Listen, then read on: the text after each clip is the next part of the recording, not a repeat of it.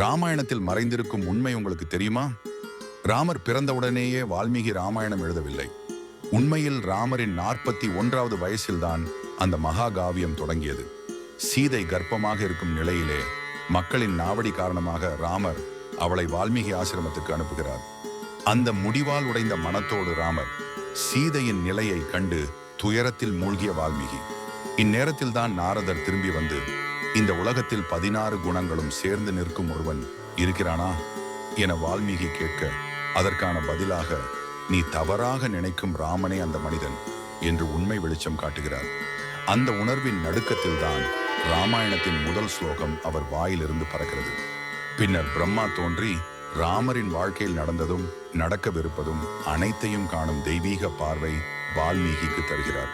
அதனால் எழுதப்பட்ட ராமாயணம் லவகுஷரால் ராமரின் முன்னே பாடப்பட்ட போது ராமர் அதனை உண்மை என அங்கீகரிக்கிறார்.